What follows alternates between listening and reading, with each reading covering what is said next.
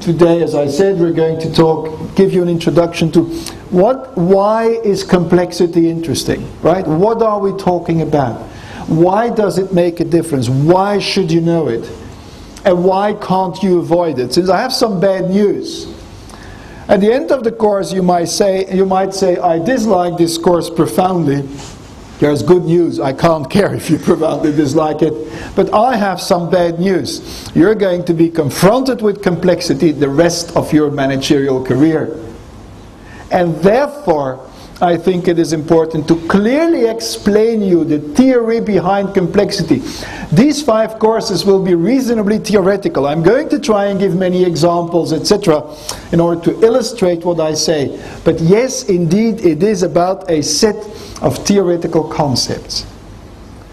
Since what complexity theory tells us is very simple.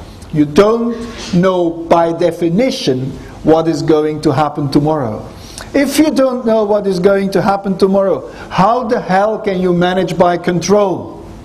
If you would know what happens next month, then you can say, okay, this is what is going to happen next month, that is how I'm going to manage that, and each day you can compare whether your management gets close to reality, right?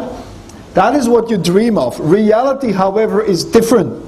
You do not know what's happening. We're going to talk a lot about trading rooms. It's very popular and very actual, but I've been working 12 years in trading rooms in my life. So I'm going to give you some examples about financial markets, since financial markets are probably the most complex markets in the world. But a complex system is not a complicated system. A complex system is a nonlinear, dynamic system. That's what it is. Nothing more, nothing less. A complex system can be complicated. A complex system can be very simple.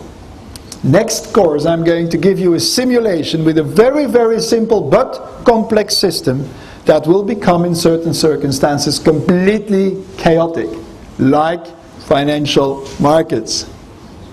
On the other hand, you have very complicated systems, like how do you organize to get the rubbish picked up in a town. It's a very complicated system, but it's not complex. It's just difficult to manage. That's what complicated is. Complicatedness and complexity are 2 completely different things. So when you talk about complex systems, you talk about nonlinear dynamic systems. And the good or the bad news today is everything what you do in business is nonlinear and dynamic. So you'll always be in a complex environment, which means that you can either be in order or fall in complete chaos. And that is what regularly happens on financial markets. The second most complex system is the weather. Why is it impossible to forecast the weather more than 2-3 days before? Since the weather is a highly complex system. That are the 2 systems that are the most complex that we know of. Now, weather might not interest us that much. Financial markets, I presume, do interest us a little bit. Any market is complex. Financial markets are highly complex, but any market is complex. That is why market forecasting doesn't work. But the first step is to really understand why it doesn't work. Since if you know why it doesn't work, you know where you make the errors if you try to approach it. Complexity is a new paradigm. And I want to get to know you that new paradigm. And if you want to, in one word, the new paradigm is that in the old paradigm, which I like to call a Newtonian paradigm. The Newtonian paradigm is a paradigm on which most of our managerial thinking is still based, is one of a fixed time-space concept. You know what happens today, therefore you know what happens tomorrow. But you should also equally be able to influence yesterday. Since the Newtonian world is a completely fixed world. Now reality, of course, is much different. You can try to influence a little bit what's going to happen in the future. You cannot influence anymore what happened in the past. You can in your mind, by the way, I'll get back to that. But you cannot in touchable reality. So the Newtonian world does not hold. If the Newtonian world would be true, you could equally, as you can today, influence the future. you could equally influence, as from today, the past. And there I'm sure you agree that that's impossible. Now tomorrow you're going to manage in a world which is not Newtonian, right? But which is complex. Now, there you have an interest to understand how complexity works. And that's the reason of this course.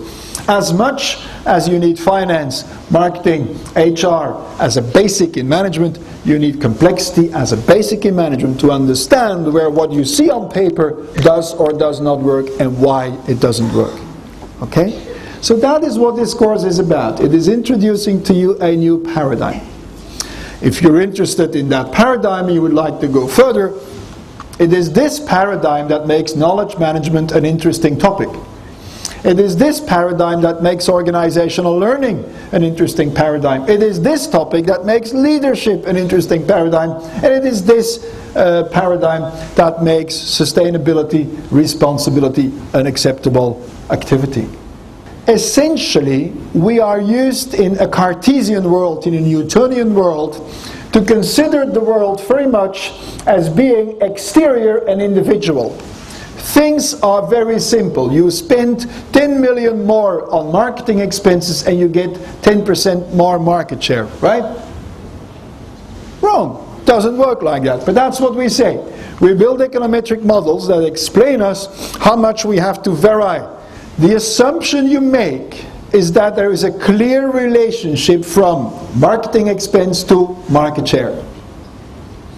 If complexity theory does one thing, it is fundamentally questioning causality in the world. Quantum mechanics has proven us that causality from cause to effect does not work. So classically, we are used to work in this quadrant. This is a holistic model made by Ken Wilber. And he says if you want to understand a market, a person, a company, an organization, a country, you have to understand these four quadrants. And those quadrants are based on two dichotomies. The one is between individual and collective. And collective I would like to call networked, interacted. And between internal and external. The external, individual world is searching for truth. It is what Wilber called the it world. It's only one quadrant out of four. The second quadrant is the one that is still exterior, but at least is collective. At the same time, you're part of different networks.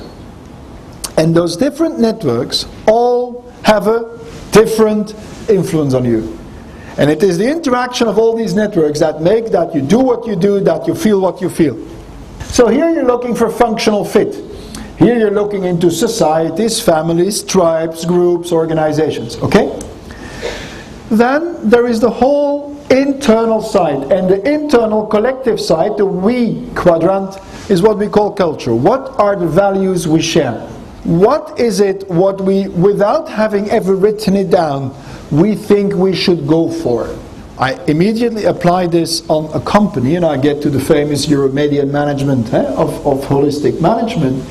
In a company, you have to know what your company is aiming at.